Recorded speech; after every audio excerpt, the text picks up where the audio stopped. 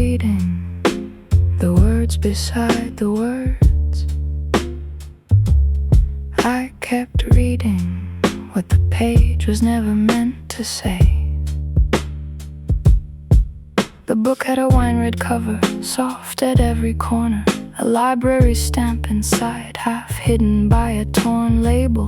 The title had faded where too many thumbs had held it, and the first loose page made a dry sound when I turned on page 11. One sentence carried 3 lines, pencil pressed beneath it, then pressed beneath again. In the narrow outer margin, someone had written, "Really?" One word with a question mark, dark enough to dent the paper. I read the sentence once, then read the note 5 times. The author kept moving forward. I stayed beside the edge. I kept reading the words beside the words. The book said one thing, the margin said another. I kept reading the words beside the words until one question became the whole page. The reading room was nearly empty. One coat hung across a chair, a radiator clicked behind the history shelves. The lamp made a yellow circle large enough for both my hands. Everything beyond the table fell away from view. I tried to guess the voice inside the word, "Really?" Dry amusement, anger, disbelief, a private joke. The pressure looked impatient, but the final letter leaned as if the hand had softened before lifting from the page. No date, no initial, no arrow to the paragraph, only graphite in the margin and a sentence underneath. I followed the dent without touching the mark, a little trench in paper left by someone thinking hard. Printed line, pencil line, question at the side. One voice bound, one voice found, neither one replied.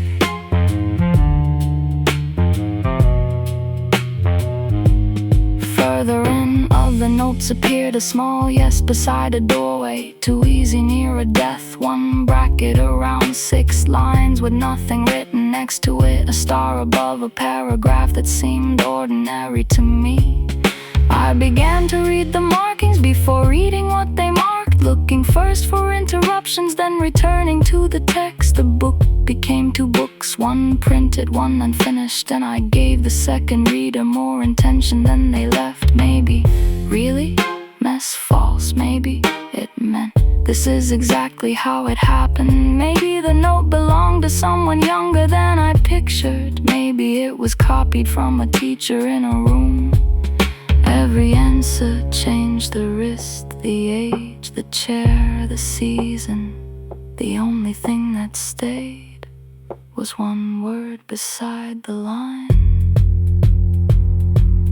I kept reading the words beside the words. The book said one thing, the margin said another.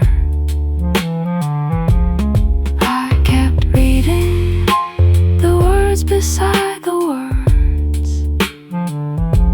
until one question became the whole page.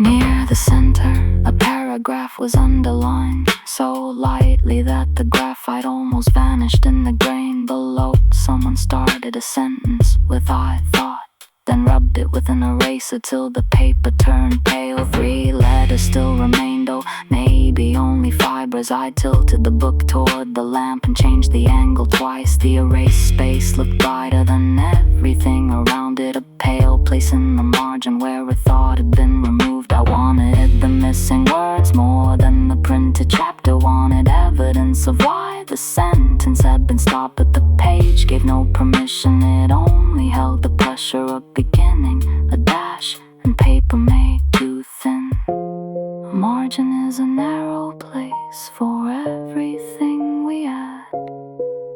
Too small for proof, too wide for silence, enough to make a mad. I followed every pencil mark beyond what it could show. The hand had left one question. I supplied the person whole. I kept reading the words beside the words. The book said one thing, the margin said another.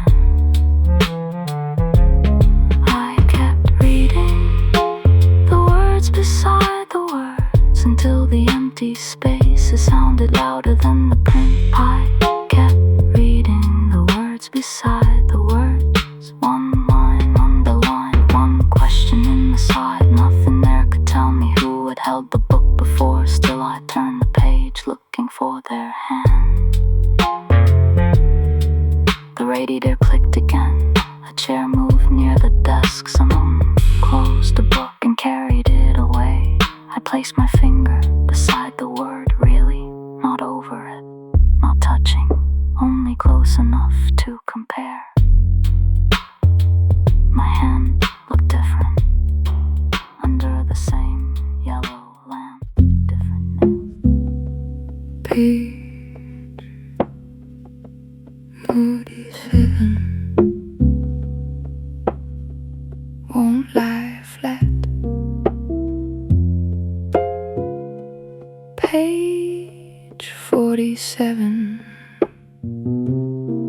keeps lifting from the stack.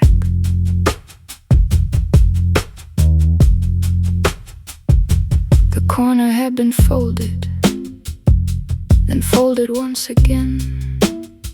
A white triangle inside a softer triangle of gray. The crease ran through a sentence about a room with no windows. Nothing famous, nothing final, nothing I would have saved. I pressed the page down, and it rose beneath my hand. The paper had remembered where somebody made it bend.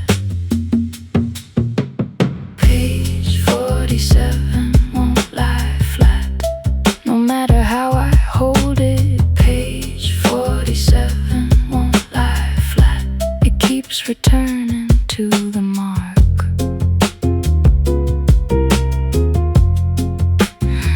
I read the sentence slowly, then the paragraph before. A chair, a lamp, a closed door, a person waiting in a hall. No warning in the language, no secret hidden there. Still the folded edge came back exactly through that line. Maybe they stopped reading with one finger on the page. Maybe the bus had reached their stop. Maybe someone called their name. Maybe they meant to return and chose the nearest corner. Or maybe this was the sentence they could not leave unmarked. Fold down, press flat, let go, it comes back. One line, one crease, one page that will not keep still.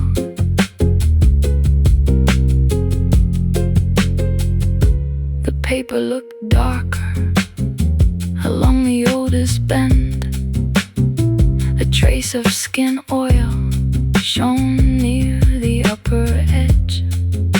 I held it toward the lamp and saw two separate folds. The first one made in haste, the second pressed with care. I tried to match the angles to the shape of someone's thumb, tried to guess which hand had held it and how long they had paused. The book gave me fibers, pressure, dust and light. I turned them into page did not provide. Page 47 won't lie flat, no matter how I hold it. Page 47 won't lie flat, keeps returning to the mark.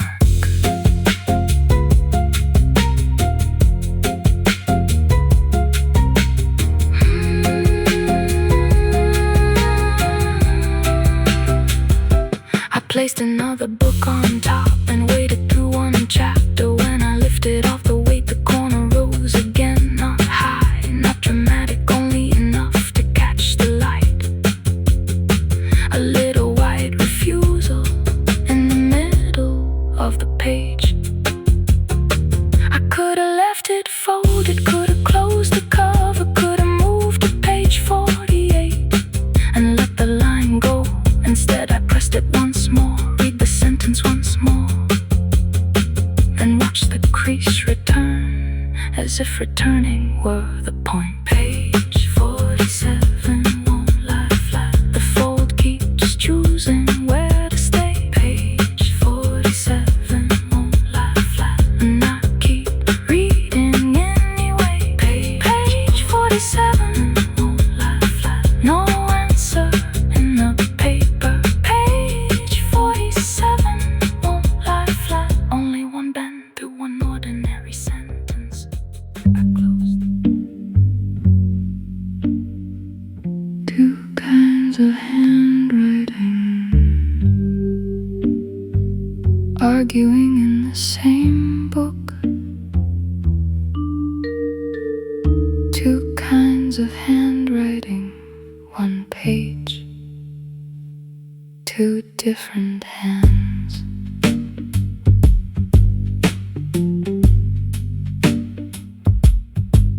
The first note leaned lightly along the outer margin, pencil thin as dust, letters small and almost round.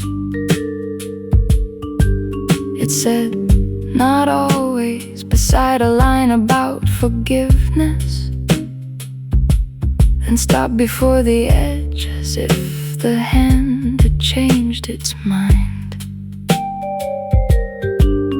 3 pages later, blue ink cut through the paper, heavy downward strokes.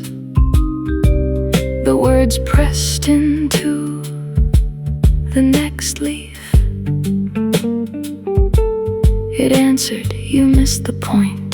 With no name and no date, I traced the dent beneath it and imagined someone waiting.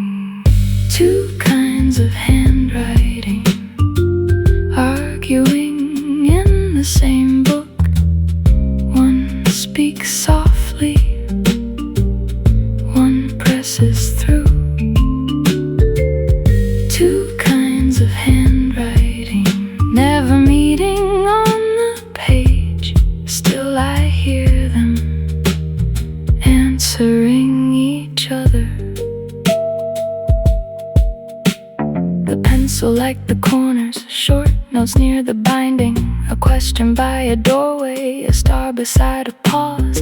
The blue ink crossed whole sentences, drew arrows through the chapter, circled one word twice, then wrote "no" across the top. I began to sort them like two people in a room, one careful with the silence, one unable to let go. The pencil seemed younger until it used an older phrase. The blue ink seemed impatient until it wrote "maybe." You read too much into this. You did too. That isn't what it means. Then why did you mark it? Because I wanted to remember. Remember what? The page did not answer. Pencil at the edge, blue ink through the line. Two hands in one book, or one hand changing over time. I checked the letter A in every note I found. The pencil left it open, the blue ink closed the top. But once on page 83, the forms became identical. Same crooked lower loop, same tail, beneath the why. Maybe there were never two, maybe one reader changed pens, changed pressure, changed posture, changed what they needed from the book. Maybe it sat between them, maybe only half an hour. Maybe the same hand argued with what it had written first. The thought made every note less certain, and before the voices I had separated moved back into unrest, I looked for proof in spacing and slant and faded color. The page kept every mark and none of my conclusions. Two kinds of handwriting arguing in the same book. One speaks softly, one presses through. Two kinds of handwriting never meeting on the page. Still I hear them answering each other.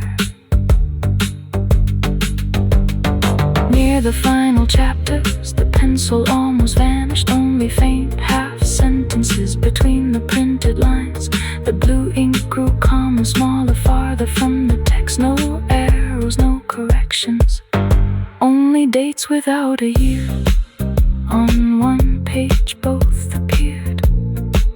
Beside the same paragraph, pencil wrote. Too simple, blue ink wrote, or true. The words sat 3 inches apart, with nothing drawn between them. No reply, no crossed off phrase, no evidence they had been seen. I read the paragraph again, then both notes in reverse are true. Too simple, the argument changed direction. I could make either voice begin or end the thought. The order lived in my reading, not inside the book. Two kinds of handwriting arguing in the same book. One speaks softly, one presses through. Two kinds of handwriting, or one hand split in two. I kept hearing the conversation the page never promised me. I closed the cover halfway and looked along the paper edge. Pencil gray, blue ink, printed black between 3 ways of leaving language where another person might find it. Two kinds of handwriting arguing in the same book. I could not prove there were two. I listened anyway.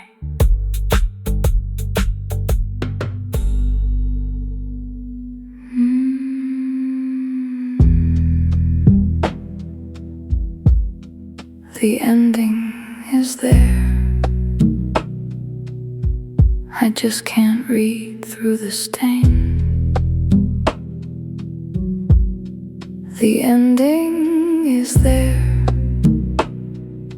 broken by a ring of coffee.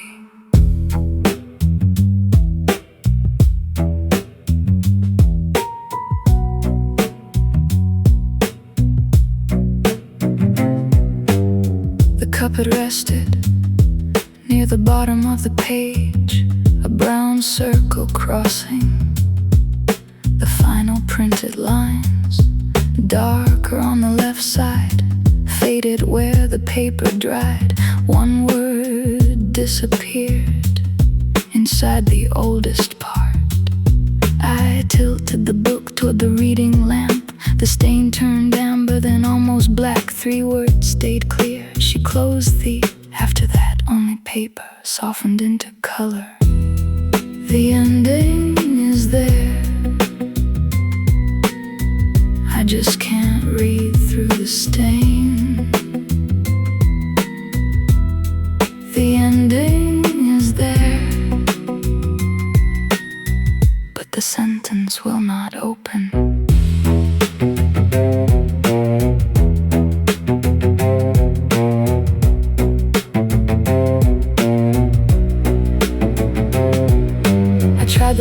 page before it, looking for the missing shape.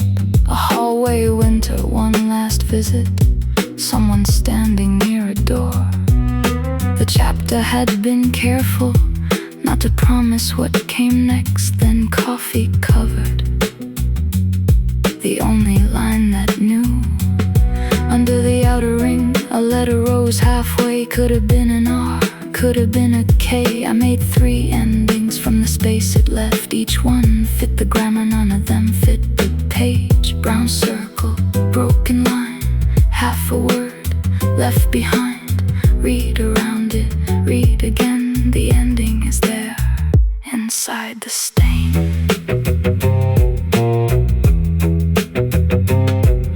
The note in the margin did not help. Only one small mark, a pencil dash beside the ring. Maybe someone spilled the cup and kept reading anyway. Maybe the stain arrived later, after the book had changed hands. I pressed no cloth against it, added no water. The paper had already learned the shape. Some damage becomes part of how a sentence lives, even when it hides what the sentence meant. The ending is there, I just can't read through the stain. The ending is there, and I keep finishing it wrong.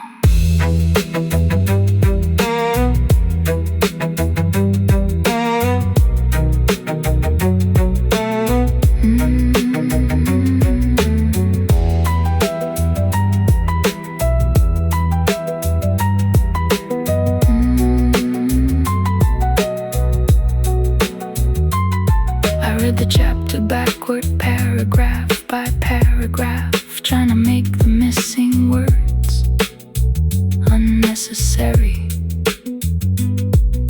The door was still open, the coat remained on the chair. One person had turned away, or maybe turned back. Every version changed what came before. A goodbye made the silence cruel, a return made it patient. A death made every object heavy. A joke made the whole scene small. The stain gave me freedom I did not want. Too many endings where one had been. The ending is there, I just can't read through the stain. The ending is there, but not for me to repair. The ending is there, under coffee, dust and time. I closed the book before I chose another line. The ring stayed on the paper, complete where the words were not.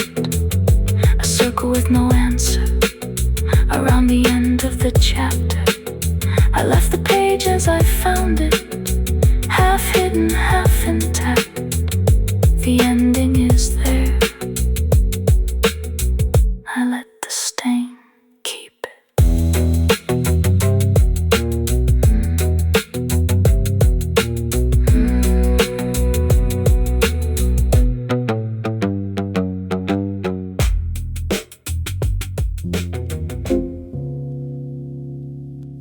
You underlined the wrong sentence, or maybe I read the wrong book. You underlined the wrong sentence and left the right one untouched.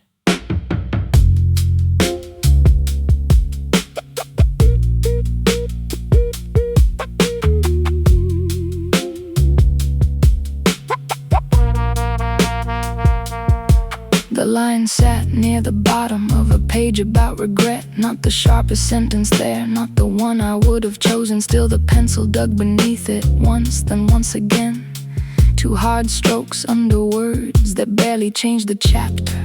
I read the paragraph above, then the paragraph below. Looked for why your hand had stopped exactly where it did. The sentence said that memory becomes kinder when repeated.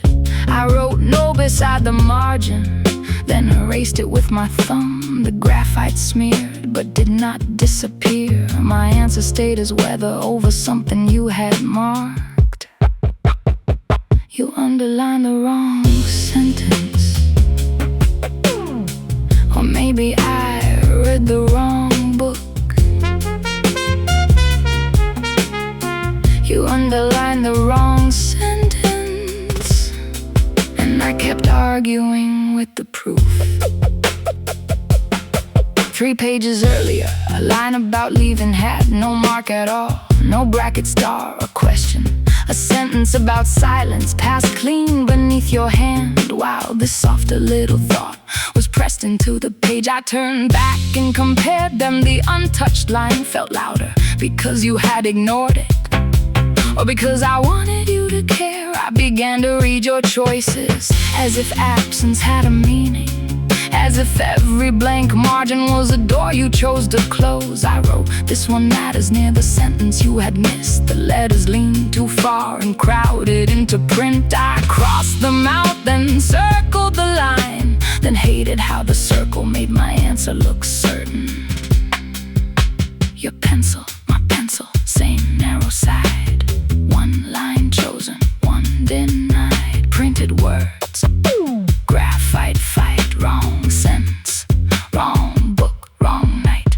The reading room stayed quiet while I built a case against you. A cart moved near the shelves, a lamp buzzed once above the woman at the desk. Stamp 3, return. Somebody coughed behind geography, and I kept turning back. Maybe you underlined it because it made you laugh. Maybe it was homework. Maybe someone told you to. Maybe the words were not important, only where the page lay open when a train arrived, or a voice called from the hall. Maybe the sentence mattered for 1 hour, then stopped. Maybe you changed your mind before the pencil left your hand. I gave you motives, then removed them. Gave you age, then gave you doubt. The book stayed still while I revised the person out. You underlined the wrong sentence, or maybe I read the wrong book. You underlined the wrong sentence, and I kept arguing with the proof.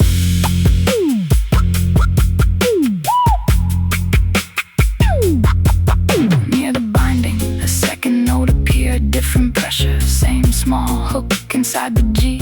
It said, too easy. Beside a sentence about blame, the words were darker, but the shape belonged to you. I felt relief, as if one repeated letter had confirmed the reader I had already made. Then I noticed the blue ink on page 83, the same crooked G inside a different hand.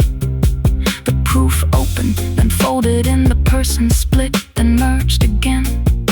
I no longer knew which marks were yours, or whether yours had ever meant one person. Still I kept the argument, because it fit the night. You chose the wrong sentence, I chose you from the marks. I reached the chapter ending and found a paragraph. No underline, no note, no pressure in the paper, just clean print from margin to margin. The first untouched page in nearly 30 leaves. I read it once, then twice, then slower, trying to discover why no hand had interrupted, why no pencil came between. The paragraph described a door left open during winter, cold moving room to room without anyone deciding. I waited for your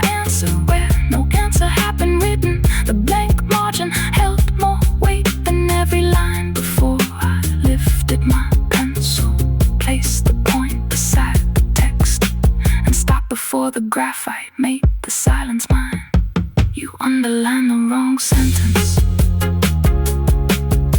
Or maybe I read the wrong book. You underlined the wrong sentence and left the right one untouched. You underlined the wrong sentence. Or maybe there was nothing wrong, only one hand making the mark and another reading too long.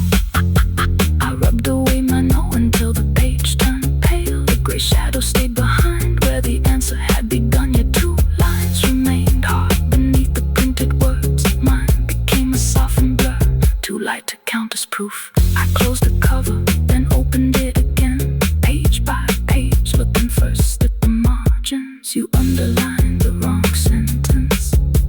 Or maybe I read the wrong book.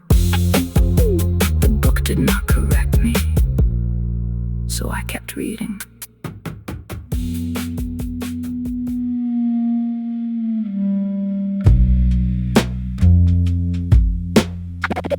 Three words crossed out, harder than they were written.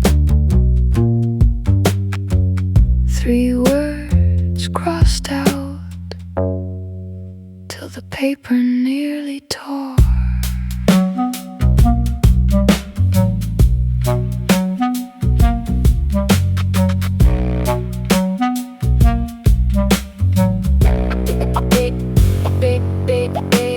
The note began in pencil, halfway down the outer margin. A sentence no longer visible, except for three dark bars. The first line ran upward, the second pressed straight through, the third cut deeper, where the hand had changed direction. I held the page sideways under the lamp. Graphite caught the light around the edges of the damage. One curve remained at the start of the first word. Maybe an S, maybe only torn paper. Three words crossed out, harder than they were written. Three words crossed out, and the page kept the pressure.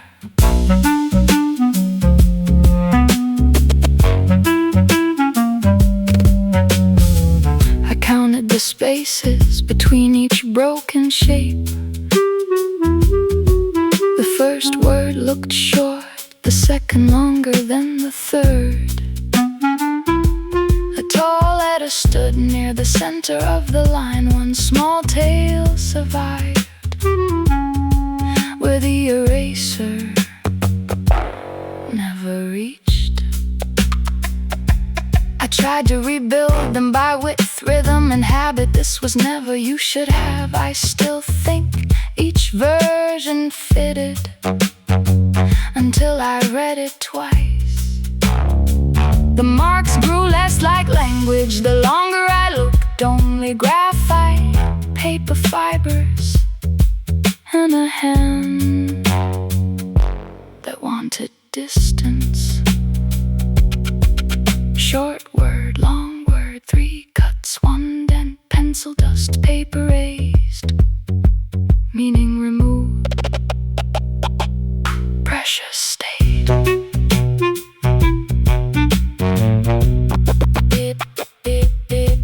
A faint note sat below it, written in the same light hand.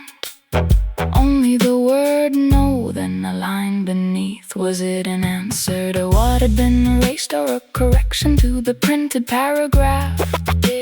I follow the indentation into the next page.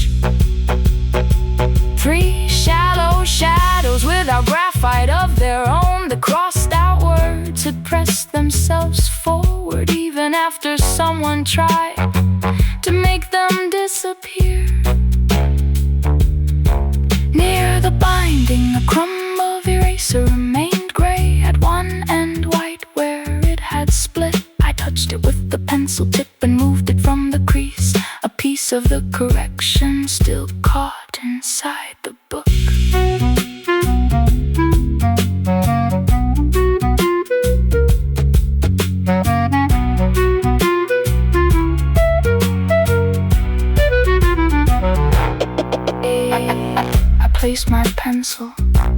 the damaged line, not to copy it, only to test the scale.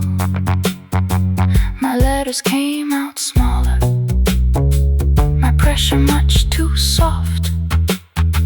The comparison proved nothing, except that my hand was mine. I rubbed my test away before I joined the book. The eraser left a pale cloud near the top of the page for 1 second. My mark and theirs looked related. 2 attempts at removal made years apart. The page had become thinner where both of us had worked. There 3 words underneath my harmless test above. Nothing in the printed chapter needed either one. Still the margin carried every pressure we applied. 3 words crossed out, harder than they were written. 3 words crossed out, till the paper nearly tore. 3 words crossed out, no sentence left to recover. Only one hand pressing down, and another reading after. I closed the book carefully so the weakened page would hold. The words stayed gone. The pressure did not. 3 words crossed out, harder than they were written. I stopped trying to restore them and remembered where they were.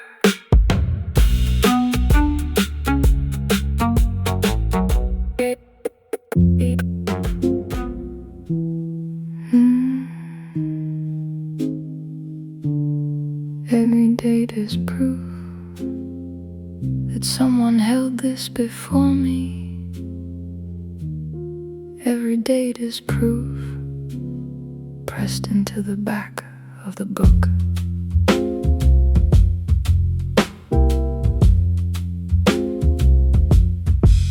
A paper pocket waited inside the wine red cover. Its glue had turned the color of old tea near the edge. The borrower card was soft where fingers had pulled it free. Blue lines, faded columns, and a stamp beside each date. No full names, only initials, MR, then JT. A number crossed out once, another written underneath. The oldest mark had blurred into a violet square. I counted 14 returns before the ink changed colors. 6 in black, 3 in blue, 2 almost gone. Each date held one small fact. The book had left the shelf and found its way back. Every date is proof that someone held this before me. Every date is proof, a hand, a room, a little time. Every date is proof, but never enough to know them. The card keeps all the borrowing and none of what was found. One stamp read April 1987. I pictured a student in a coat too large, reading near a station with a book inside a bag. Then one June in the early 90s, initials pressed hard. I gave them a kitchen table, a fan turning in the heat. October 2000, a number without letters. I placed the book in a waiting room because the date looked tired. I knew I was inventing, still I kept arranging rooms. One for every borrowed week, one life behind each stamp. The card did not resist me, it only stayed flat while I built whole evenings from ink smaller than my thumb.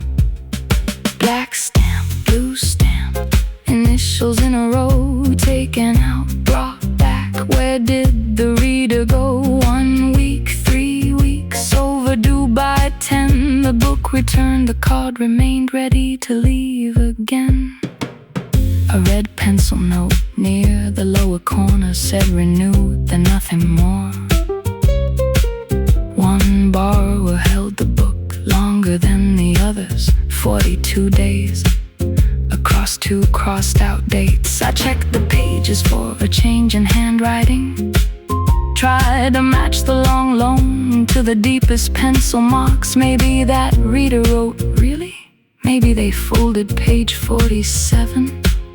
Maybe the coffee ring belonged to someone else. The evidence overlapped but never lined up clean. Different hands could share a page. One hand could change with age. A stamp could mark the borrower, but not the note they left. The more I tried to join them, the less the book agreed. Every date is proof that someone held this before me. Every date is proof, a hand, a room, a little time. Every date is proof, but never enough to know them. The card keeps all the borrowing and none of what was found.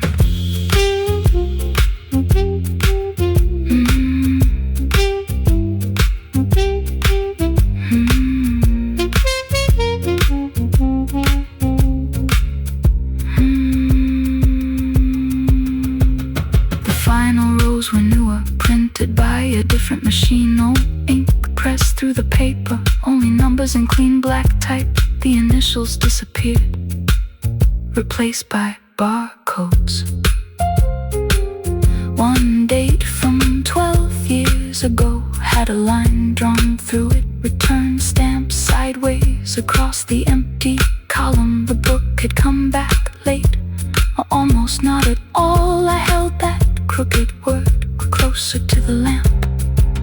No reason for delay, a holiday, a move across town. Still the sideways stamp looked like a rescue, because I wanted one. Inside the pocket, a strip of paper had torn loose. Dust gathered where it rested for years against the glue. A rectangle left behind by something repeatedly removed. I slid the card out halfway, then returned it to the pocket. The motion felt rehearsed by hands I could not count. Thumb at the lower corner, finger behind the edge. Pull, read, replace, then close the cover. For the first time I understood the marks did not point to one reader waiting to be discovered. They belonged to many pauses, many rooms, and many needs. The book had carried people without keeping them together. Every date is proof that someone held this before me. Every date is proof, but not a life I get to finish. Every date is proof the book was never only theirs. The card keeps all the borrowing and lets the readers disappear. Every date is proof, a hand removed the book, a hand returned it, a hand wrote nothing at all. The card does not explain what stayed with anyone. It only shows the book came back and left again. I placed the card inside the pocket, smoothed the lifted corner with one finger. The newest date was blank, waiting beneath the others. I could write my initials at one more narrow line, but the machine at the desk would record me somewhere else. So 8 old cards stayed complete without my hand. 14 returns, faded stamps, initials I would never know. No full names, only initials, MR and JT. A number crossed out once, another written underneath. The oldest mark had blurred into a violet square. I counted 14 returns before the ink changed color. 6 in black, 3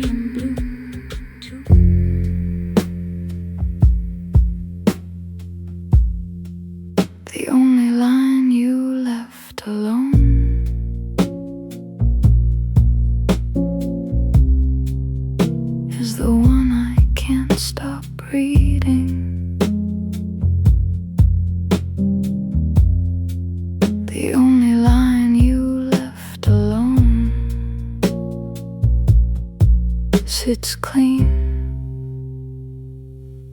between the marks. The page was crowded before I reached the middle. Pencil under every thought, brackets near the binding. A question beside one sentence, 2 stars beside another.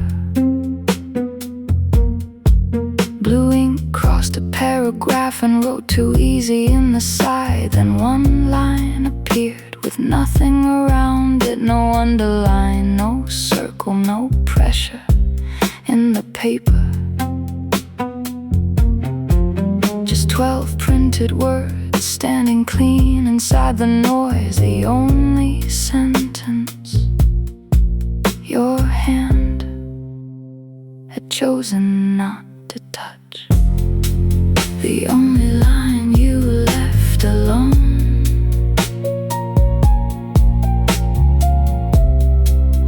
is the one I can't stop reading. The only line you left alone keeps pulling me back.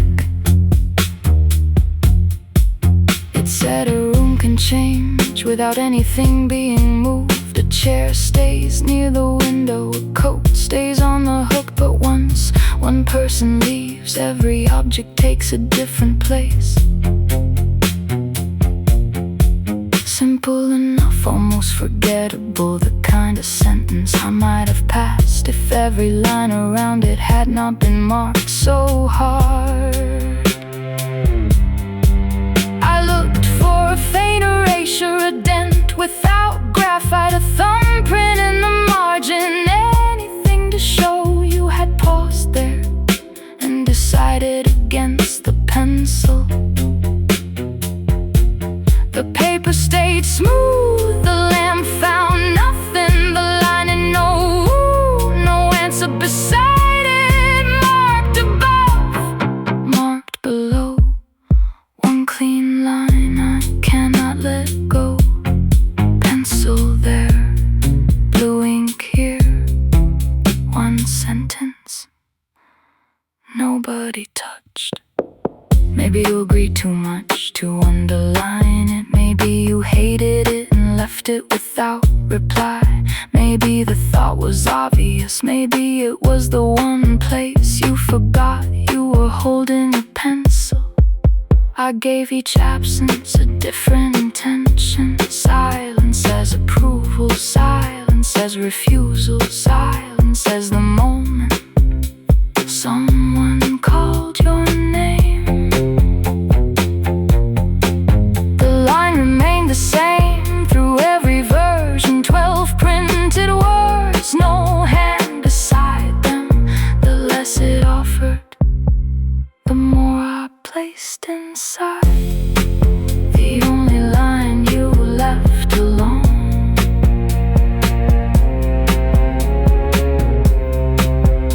is the one I can't stop reading.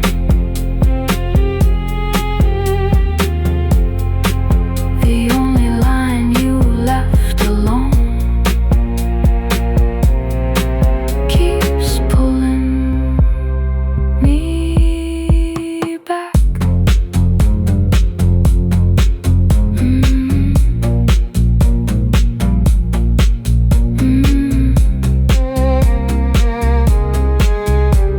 I turned the page, then turned it back. Read the chapter forward, then from the end.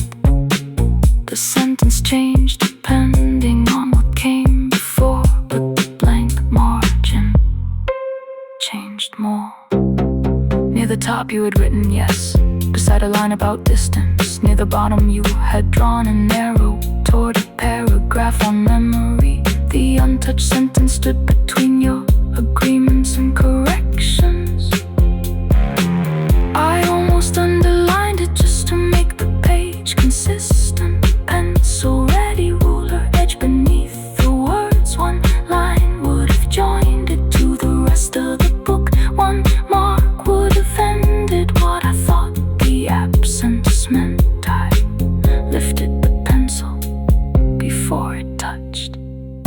mark can say I stopped here. A mark can say I disagreed.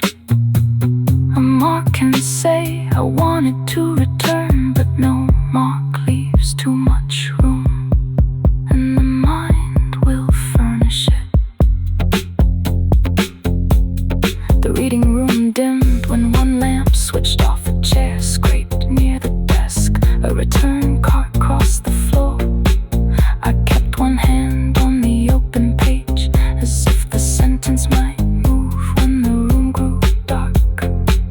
The page carried so many signs of attention: pressed corners, crossed phrases, a coffee stain at the edge. Yet the cleanest line held me longest, not because it was the best, not because it was true, because nothing stood beside it to tell me how to read. The only line you left alone is the one I can't stop reading.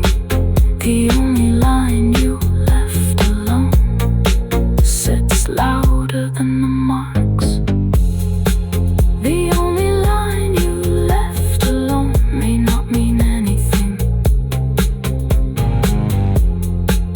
The only line you left alone still keeps pulling me back. I closed the book with the pencil outside it. No underline, no answer, no new hand in the margin. When I opened it again, the sentence stayed clean. 12 printed words surrounded by evidence and untouched. The only line you left alone is the one I can't stop reading. I left it alone too.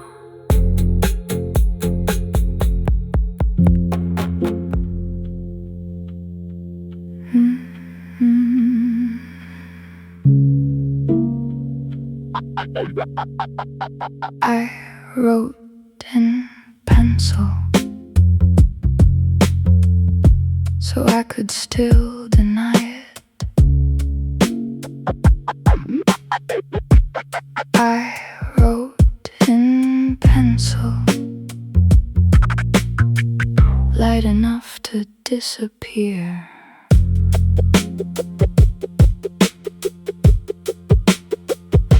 The page waited open beside the reading lamp. One blank margin after all the borrowed marks. I held the pencil loosely near the sentence left alone.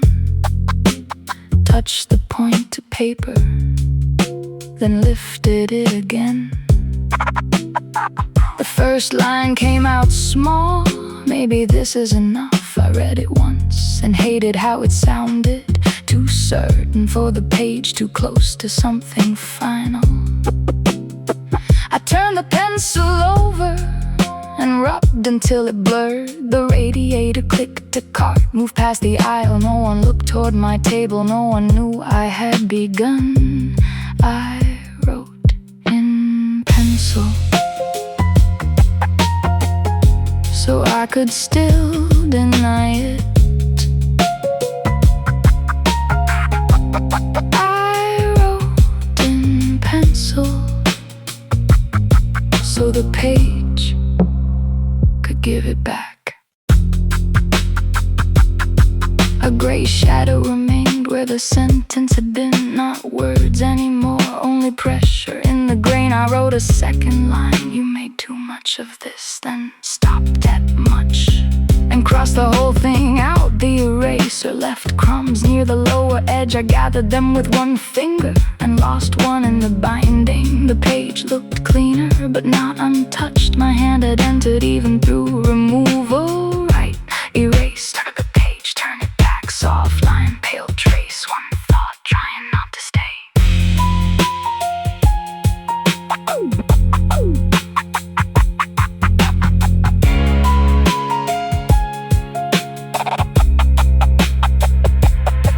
I tried one final sentence without looking at the notes. I was here too. 4 words, no question mark. The letters leaned slightly toward the printed text. My Y fell below the margin. My T pressed through too hard. I nearly erased it, then held the rubber still. The line did not explain me. It did not answer anyone. It only added one more hand to a book already full. I read it beside, really? Beside too easy? Beside the 3 words scratched out almost clean. Mine looked less important and more difficult to remove. I wrote in pencil, so I could still deny it. I wrote in pencil and left the mark there anyway. I wrote in pencil, not for the reader before me. I wrote in pencil for whoever opens next.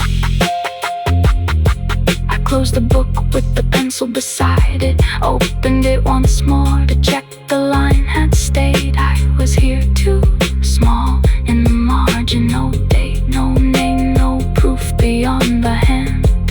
I wrote in pencil, so I could still deny it, then return the pencil and left the words behind.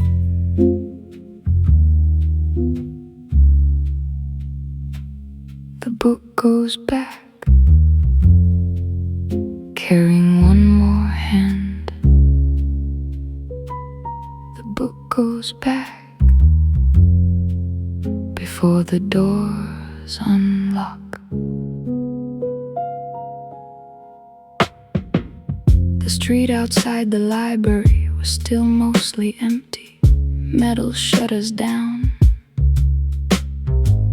bus shelters holding cold light.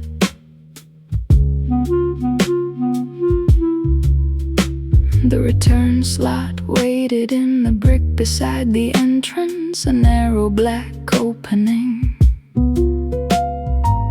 with scratches around the frame. I carried the wine-red book under one arm, my pencil line inside it. Somewhere near the final chapters, I was here too.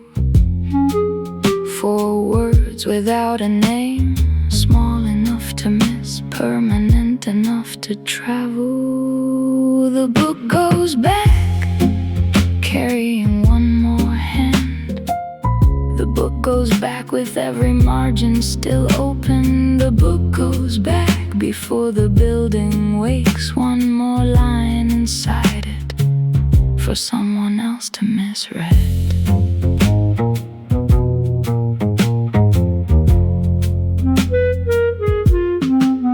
I stood beneath the security lamp and opened the cover once more. Borrow a card in the back, faded dates inside the pocket. Page 47, still lifting at the corner.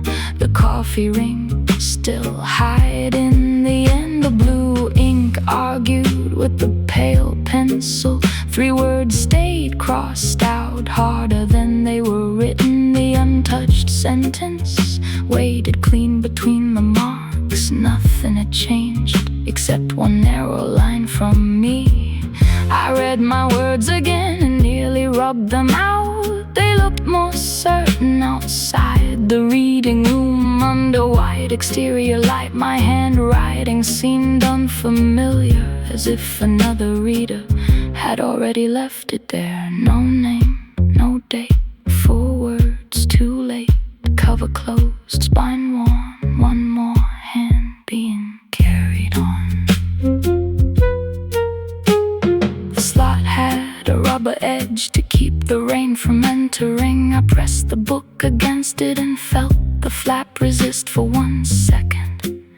The cover stayed in my hands, half outside, half inside. I could still take it back, return tomorrow at the desk, keep the line private inside a drawer at home. But the It never belonged to one person long enough. Every mark was temporary, even when the paper kept it.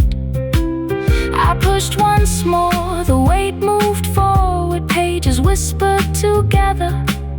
Then the cover slipped away, a soft drop behind the wall. Wood, metal, paper, and the sound of something no longer mine to edit. The book goes back, carrying one more hand. The book goes back, with every margin still open. The book goes back, before the building wakes. One more line inside it, for someone else to misread.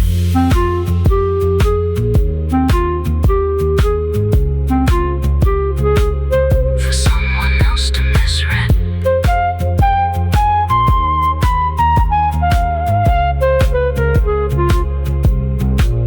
Behind the slot there would be a padded card, or only a wooden box I could not see. By opening time, someone would sort the return, scan the barcode, check the cover for damage. They might notice the coffee stain, the folded page, the weak paper where words were erased. They might not notice mine. 4 small words near an unmarked sentence. No reason to record them, no box on the form. The book would cross the desk, return to its shelf, wait between 2 other titles with cleaner pages. Someone might borrow it for the printed story and discover the margins later. They might think the pencil belonged to one reader, might connect my line to really, might decide the blue ink was answering me. The same mistake I had made for hours. The book goes back, carrying one more hand. The book goes back, with every margin still open. The book goes back, before the doors unlock. One more line inside it, no explanation at the end. The book goes back, carrying one more hand. Not the truth, not a confession, only 4 words in pencil, waiting beside the print. I kept my palm against the closed return slot. The metal felt cold, the book had already fallen. Nothing came back through, no page, no answer, no chance to change the line. Security lamp clicked off when I stepped beyond its circle. The entrance stayed locked, the shelves remained inside. I walked away without seeing where the book landed. The book goes back, carrying one more hand. Somewhere behind the wall, I was here too, waited for opening.